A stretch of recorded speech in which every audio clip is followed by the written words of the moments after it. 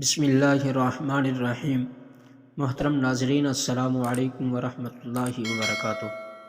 حضور اکرم صلی اللہ علیہ وسلم نے فرمایا، کیا تم جانتے ہو کہ سورج غروب ہو کر کہاں جاتا ہے؟ حضرت ابو ذر غفاری رضی اللہ عنہ کو تعلیم و تعلم سے بہت لگاؤ تھا۔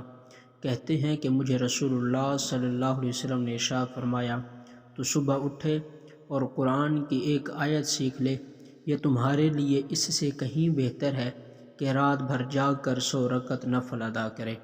تو دن میں علم کا ایک باب سیکھ لے، جس پر عمل کیا ہو یا نہ کیا ہو، اس سے کہیں بہتر ہے کہ 1000 رکعت نوافل ادا کرے۔ حضرت ابو ذر غفاری رضی اللہ عنہ فرماتے ہیں کہ میں رسول اللہ صلی اللہ علیہ وسلم کا ہاتھ پکڑے ہوئے تھا۔ ہم سب مغرب کی طرف رخ کیے پیدل چل رہے تھے۔ سورج سرخ گولے کے مانند نظر رہا تھا۔ ہمارے دیکھتے ہی دیکھتے غروب ہو گیا۔ نبی کریم صلی اللہ علیہ وسلم نے مجھ سے فرمایا، تمہیں معلوم ہے کہ سورج ڈوب کر کہاں جاتا ہے؟ میں نے کہا، اللہ اور اس کا رسول بہتر جانتے ہیں۔ آپ صلی اللہ علیہ وسلم نے فرمایا، سورج سفر کرتا ہوا عرش کے سایہ میں سجدہ ریز ہو جاتا ہے، پھر طلوع ہونے کی اجازت مانگتا ہے تو اسے اجازت دے دی جاتی ہے۔ وہ وقت قریب ہے کہ سجدہ کرے گا تو قبول نہ ہوگا، اذن چاہے گا تو اس سے اذن نہ ملے گا۔ اسے کہا جائے گا، جہاں سے آئے ہو وہیں لوٹ جاؤ، تب وہ مغرب سے نکلے گا۔ محترم ناظرین، مکہ مکرمہ میں ایک عالم دین کا انتقال ہوا۔ انہیں مسلمانوں کے ایک عام قبرستان میں دفن کر دیا گیا۔ ان کی وفات کے کچھ سالوں بعد ایک اور شخص کا انتقال ہوا۔ چونکہ عرب کا دستور ہے کہ جب کوئی قبر پرانی ہو جاتی ہے تو پرانے مردے کی جگہ نیا مردہ دفن کر دیتے ہیں، اور اس طرح کئی مردے ایک ہی قبر میں دفن ہوتے جاتے ہیں۔ لہٰذا اس شخص کو دفن کرنے کے لیے اس عالم دین کی قبر کھولی گئی تاکہ اس شخص کو بھی اسی قبر میں دفن کر دیا جائے۔ لیکن قبر کھولتے ہی ایک عجیب و غریب منظر نظروں کے سامنے تھا۔ قبر میں اس عالم دین کی میت کی بجائے ایک نہایت حسین لڑکی کی میت تھی، اور وہ لڑکی کسی یورپین ملک کی معلوم ہوتی تھی۔ سب لوگ بہت حیران ہوئے، اور یہ بات تھوڑی ہی دیر میں سارے علاقے میں پھیل گئی کہ فلاں عالم کی قبر میں ان کی میت کی جگہ ایک حسین لڑکی کی لاش ہے۔ لوگ دور دور سے یہ منظر دیکھنے کے لیے آئے۔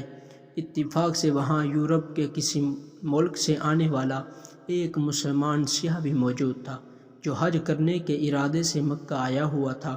اس نے جب اس لڑکی کی صورت دیکھی تو کہا کہ میں اس لڑکی کو جانتا ہوں، یہ فرانس کی رہنے والی ہے، اس کا سارا گھرانہ عیسائی ہے، لیکن یہ خفیہ مسلمان ہو گئی تھی، اور اس نے مجھ سے بھی اسلام کی کچھ کتابیں پڑھی تھیں۔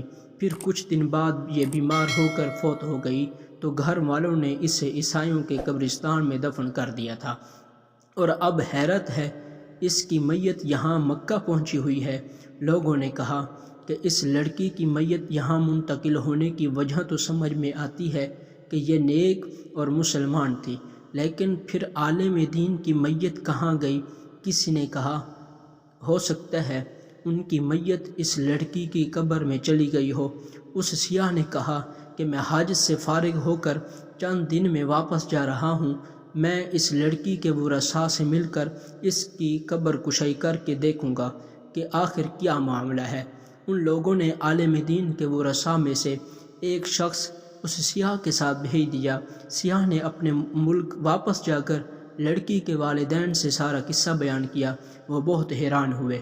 چنانچہ انہوں نے لڑکی کی قبر کشائی کی تو حیران کن طور پر لڑکی کے تابوت میں اس عالم دین کی میت تھی جو مکہ میں دفن ہوا تھا۔ وہ لوگ بہت حیران اور پریشان ہوئے کہ یہ کیا ماجرا ہے۔ مکہ میں جب یہ خبر پہنچی کہ اس عالم دین کی میت عیسائیوں کے قبرستان میں اس لڑکی کی قبر میں ہے تو سب کو بہت حیرانگی ہوئی کہ لڑکی کا یہاں منتقل ہونا تو اس کے مسلمان ہونے اور نیک ہونے کی وجہ سے تھا، لیکن عالم دین سے ایسا کون سا گناہ ہو گیا تھا جس کی وجہ سے انہیں عیسائیوں کے قبرستان میں منتقل کر دیا گیا۔ چنانچہ اس کی بیوی سے پوچھا گیا کہ تیرے شوہر میں ایسی کون سی بات تھی جو اس کے ساتھ یہ معاملہ پیش آیا، اس کی بیوی نے کہا کہ میرا شوہر تو بہت نیک اور نمازی انسان تھا، تہجد گزار اور قرآن پاک کا پڑھنے والا تھا۔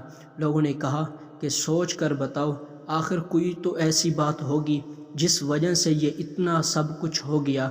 بیوی نے غور کر کے کہا کہ اس کی ایک بات پر میں ہمیشہ کھٹکتی تھی کہ جب بھی اس پر غسل جنابت واجب ہوتا تو وہ نہانے سے پہلے کہتا کہ عیسائیوں کے مذہب میں یہ بات بہت اچھی ہے کہ ان پر یہ غسل واجب نہیں ہوتا، ہمیں سردی میں بھی نہانا پڑتا ہے۔ ہو سکتا ہے اسی وجہ سے اللہ نے اس سے ان کے درمیان ہی پہنچا دیا جن کے طریقے کو وہ پسند کرتا تھا اور اسلامی احکام اسے ٹھیک نہیں لگتے تھے۔